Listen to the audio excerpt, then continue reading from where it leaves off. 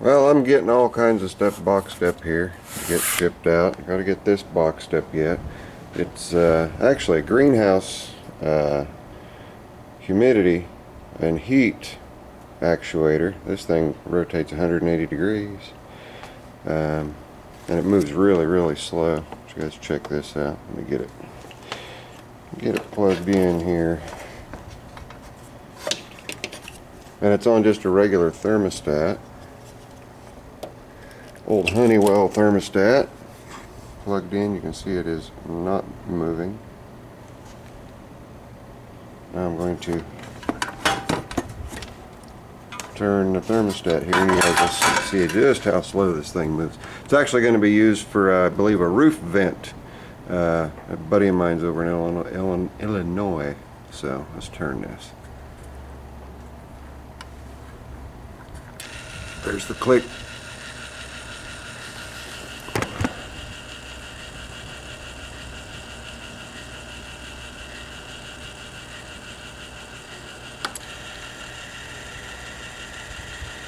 You can see how slow it moves, and it's really quiet. 120 volts, 60 hertz, 0.5 amps, 28 watts. It's a Barber Coleman, Rockford, Illinois. So it's going back to Illinois. That's funny. And I believe in here, I haven't pulled the cover off, but I would assume you can adjust the swing in some form or fashion so that you know, if you only need 90 degrees of swing or 45 degrees of swing or what have you, you've got that. And then here's the actuator rod, and these are ball joints here and there. So my buddy Brian will be able to get his roof vent taken care of in his garage. I think he said when he was welding he wanted to be able to extract the smoke, so this is going to assist him in his smoke extraction, and this will more or less just be an on and off switch for him. He can take that off and just get a toggle switch, you know, turn it on to open it, and it's infinitely adjustable here. And then also infinitely adjustable here. You can slide those up and down the rod, or get a longer rod or a shorter rod, whatever you need. But those ball sockets right there are pretty important. And what else am I doing? Well, over here you guys will see what I did have set up on Old Blue.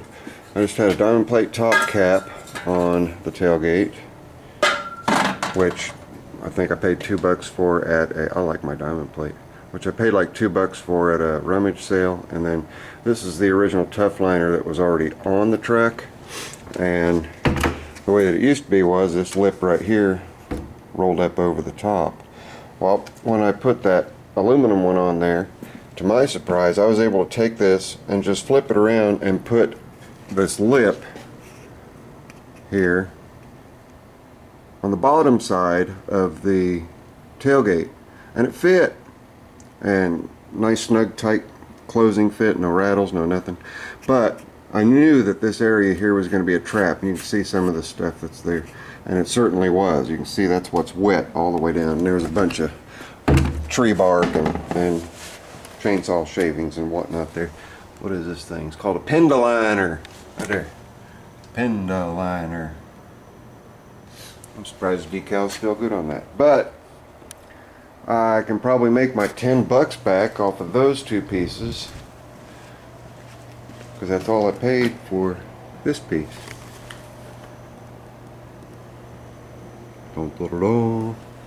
And now I've got a place to set my chainsaws where it's not going to slide all over the place, and they're going to be on a nice flat surface. It's got 9 screws in it holding it down, self-tapping, 5/16 head screws. And it does roll up over the top. And I'm going to talk to you guys a little bit about these tailgates, these old 88 to 98 Chevy tailgates, and something that's really important to do with these in order to keep them in good shape. So anyway, let's just, whoa, there goes one of my drill drivers. That was just the drill. How about if I move that over here to a safe spot? Makes more sense to me. Oh, by the way, it is currently 60 degrees outside. Alright, doing this with one hand here. Okay, so now you can see that one solid piece comes up and wraps over. And this wore out spot here was from the old cap that was on Old Blue. I now have the red cap And usually I'll put that on in the wintertime, and we've really not had a winter to speak of. It's what, February 7th, and it is 60 degrees out, due to get up to 65. That's nuts. We had a day, yesterday was in the 50s. But anyway, let's get back to this tailgate, and I'll tell you something that's really, really important with these tailgates that you need to make sure that you do. And it's easy. These tailgates come off real easy too, so hang on, let's get into it. Alright, this is the right side cup, and it's got a slot in it. And you see it looks all goopy, yucky, and muddy and whatnot. That's not mud. That is just a boatload of silicone grease. Make sure you grease this real well. Also, you've got 2 holes here and here. Shoot the grease into those holes. I missed one. I'm going to have to get my grease back out. And then spray that lithium grease. I mean, just saturate it all the way down. And, you know, this is a 27-year-old truck. This is the original tailgate. The only rust, buckling, and swelling I have is right here. But ever since I've had the truck, I've kept, it has not gotten any worse in the years I've had it. I've just kept that sprayed in. And then this cup over here is just a solid round cup. And the outside isn't the mating surface, it's the inside that's the mating surface. So make sure you spray the heck out of that, and do it often, especially in the winter time with the road salt and everything like that. And then some trucks have cables, some trucks have these crazy hinges, and they're just keyholed in order to get them off. But grease all of your points here, grease this real well. You can also get into the handle. Let me go ahead and lift the tailgate up again and flip it over. Alright, let me get around the other side. I mean, you can see, even though this is an ugly old truck, this is the only part of the truck that is not severely rusted.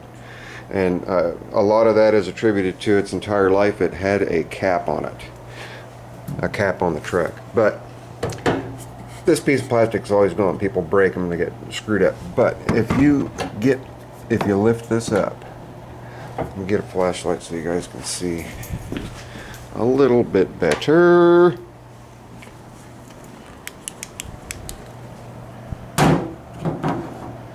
Not gonna work.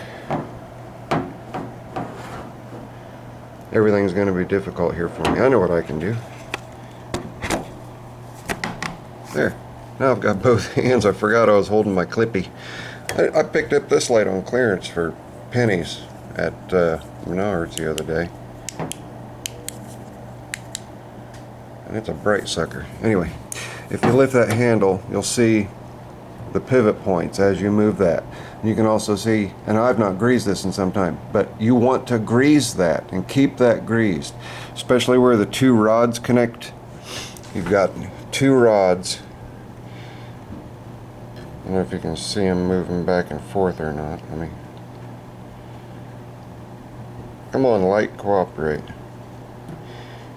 Okay, the 2 pieces that are at the very bottom, they move in and out, and they each have a rod. And in conjunction with the rod is attached to your catch on the side here. So grease those up real well, and also grease your catch. Grease everything. The more grease you've got on it, the better. Even if you're super anal about keeping your truck clean, there's not a person in the world that's gonna ding you for having that lithium grease where it needs to be. If they do, then they're asking for their vehicle to rust. I mean, you can see old Blue's got plenty of rust on it. Plenty of rust. Boy, the fender wells are almost gone. But no rust whatsoever back here. None. So, grease your striker plate. It's also a good idea that and these are new ones, if you lose your bump stops, that's what's going to cause your tailgate to do a whole bunch of rattling. Just buy new ones. They're only like $5. You can get them at Summit, LMC, different books like that. And then down here, this piece right here is very, very, very important, because right here, you see there's an opening right here, and water and salt and everything will get in there and pack that, and it will run down the inside of the fender. But you can get up under there, and I've done it, you get up under there and spray these bolts, because they're in capture nuts in the steel. If these get rusted and your cup gets rusted, good luck finding them. They are a bear to find. And over here is just a complete round cup. And keep them dirty. Keep them dirty. Because if you don't, you will come to a day where you will regret it. So I guess I'll go grab the tailgate, put it on, come back out, and show you guys. Old Blues diamond plate pour in it. Alright, well, I obviously can't carry the camera and get the tailgate at the same time, so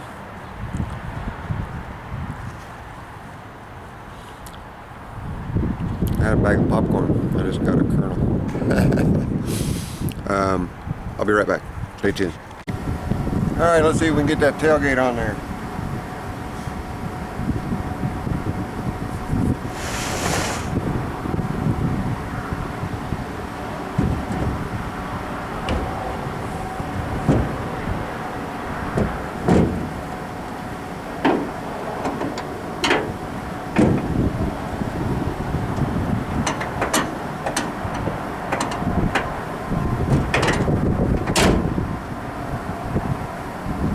That easy. Let's go over here and take a little closer look at it. I don't know how well the camera was set up. I had it sitting up on the lid of the toolbox there. Alright. Well, it looks about like the old one did. Only I don't have that plastic corrugated stuff there. Oh, that's nice. Nice and firm.